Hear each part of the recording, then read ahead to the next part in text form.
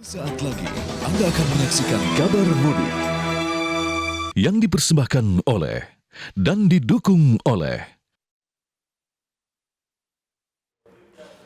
Pemirsa, arus balik Lebaran di Pelabuhan Bangkauni, Lampung Selatan mengalami penurunan jumlah kendaraan untuk menuju Pelabuhan Merak. Hingga Kamis siang sebanyak 26.089 kendaraan diberangkatkan menuju Pelabuhan Merak, serta total penumpang sebanyak 111.875 orang. Jumlah ini mengalami penurunan sebesar 21% jika dibandingkan tahun kemarin. Pihak ASDP Ferry Indonesia Cabang Lampung Selatan telah mempersiapkan upaya mengantisipasi kepadatan yang mungkin akan terjadi di Pelabuhan Bangkauni dengan membuka pintu loket tambahan sebanyak 8 untuk sepeda motor di dermaga 2 dan mempersiapkan 2 sistem yaitu delay dan holding system bagi kendaraan mobil, bus hingga truk logistik. Diprediksi arus balik akan mengalami kepadatan di akhir bulan April ini.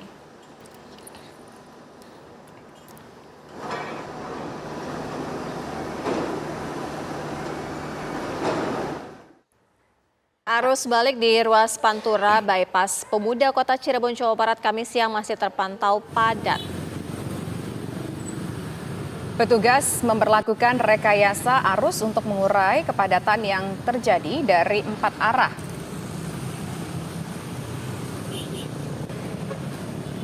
Rekayasa arus lalu lintas ini dilakukan petugas di pos pengamanan pemuda arteri bypass Brigjen Darsono, Kota Cirebon. Petugas bekerja keras mengurai kendaraan dari Jawa, Jakarta, Kuningan, dan dalam kota yang menumpuk secara bergantian. Bahkan arus kendaraan dari Jawa menuju Jakarta maupun sebaliknya yang mengular hingga padat merayap sepanjang 2 km menjadi prioritas penguraian petugas. Sementara arus dari Jakarta menuju Jawa padat merayap imbas masih diberlakukannya sistem satu arah dalam tol. Para pengemudi bus yang hendak mengambil penumpang di Jawa bahkan harus menempuh perjalanan hingga lebih dari 7 jam untuk bisa melewati Cirebon. Padahal biasanya mereka hanya menempuh waktu 2,5 jam jika melewati tol.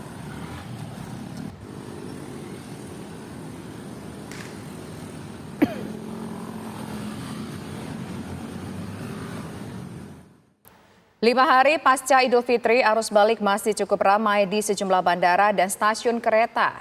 Di Soekarno-Hatta misalnya mayoritas penumpang berasal dari Medan, Makassar, Bali, dan Surabaya.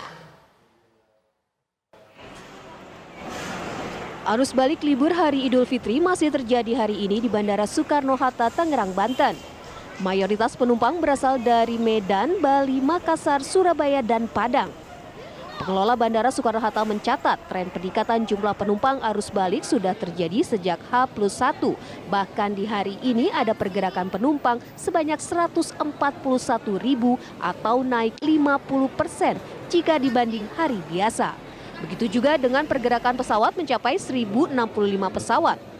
Pengelola Bandara Soekarno-Hatta memprediksi puncak arus balik akan terjadi 2 kali, yakni pada H+3 dan H+7. Sementara arus balik penumpang kereta api di wilayah Daop 8 Surabaya masih didominasi penumpang yang turun. Hingga Kamis siang ada 24.554 penumpang turun di sejumlah stasiun di wilayah Daop 8 Surabaya. Sementara penumpang yang berangkat mencapai 17.000 penumpang dengan tujuan Jakarta, Bandung, dan Yogyakarta. Selama masa angkutan lebaran mulai 14 April hingga 2 Mei nanti, Daop 8 Surabaya mengoperasikan 40 perjalanan kereta api jarak jauh reguler dan 9 kereta api jarak jauh tambahan. Sementara 27.000 tiket kereta jarak jauh disediakan setiap harinya. Di Madiun, jumlah penumpang kereta api untuk arus balik lebaran terus mengalami peningkatan. Sebanyak 87.735 tiket kereta api untuk perjalanan kereta api tanggal 23 April hingga 2 Mei tujuan Jawa Tengah, Jawa Barat, Jakarta, dan Jember, Banyuwangi sudah terjual. Sedangkan untuk jumlah penumpang yang berangkat dari stasiun Madiun dari tanggal 12 April hingga tanggal 26 April kemarin sebanyak 39.058 orang dengan tujuan favorit Yogyakarta, Semarang, Bandung, Jakarta, Surabaya, Jember, dan Banyuwangi. Pihak Daop 7 Madiun sendiri masih menyediakan 5 kereta api tambahan dengan 10 perjalanan untuk arus balik Lebaran. Di Bojonegoro, Jawa Timur, penumpang masih memadati Terminal Rajek Wesi untuk melakukan arus balik ke Surabaya dan Jakarta. Diprediksi lonjakan arus balik masih akan terjadi pada tanggal 29 April dan 30 April mendatang. Rata-rata penumpang yang melakukan perjalanan balik Lebaran dengan tujuan Nganjuk, Surabaya hingga Jakarta. Tim TV One mengabarkan. Lantas bagaimana pantauan arus balik Lebaran di Pelabuhan Bangkauni Lampung? Ada Leo Chandra di sana dan juga bagaimana di jalur darat ada Arga Dumadi, tepatnya di gerbang tol Kalikangkung, Semarang, Jawa Tengah. Terlebih dahulu pemirsa kita menuju ke Leo Chandra yang saat ini di Pelabuhan Bangkauni Lampung. Leo, sore hari ini bagaimana pantauan Anda mengenai arus balik? Kabarnya sudah mulai turun jumlah kendaraan yang melewati daerah Bangkauni menuju Jakarta ataupun daerah Jawa.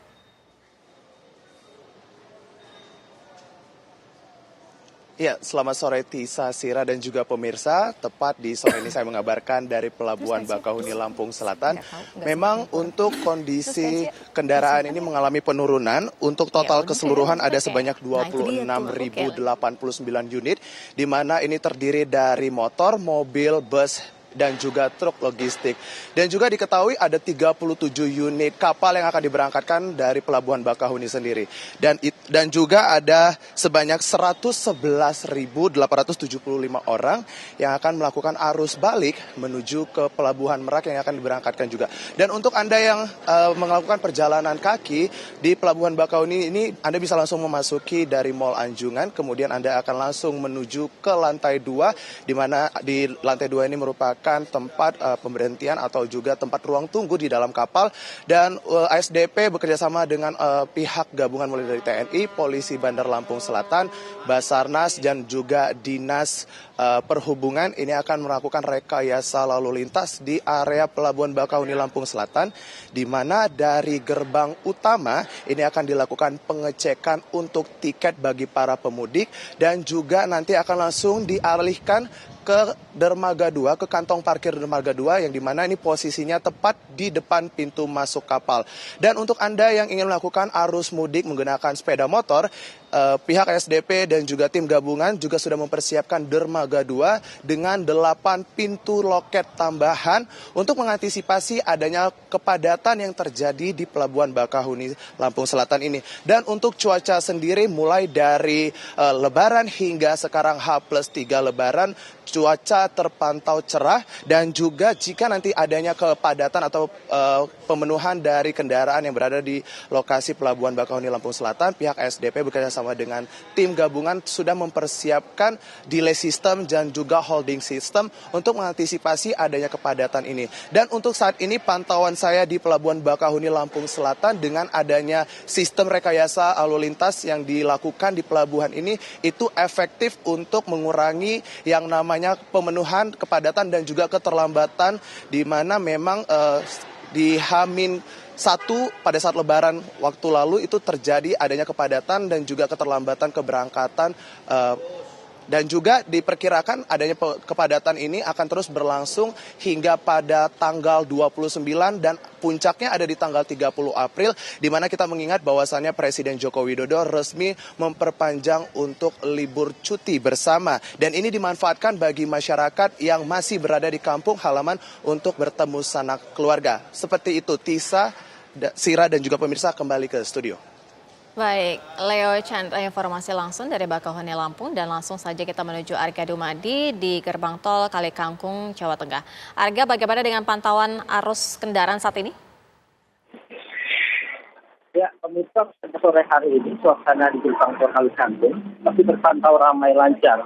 Walaupun memang ini sudah semakin terlihat adanya penurunan intensitas kendaraan yang melalui gerbang tol Kalikangkung dari arah Jawa Timur, Jawa Tengah menuju ke barat ke arah Jakarta.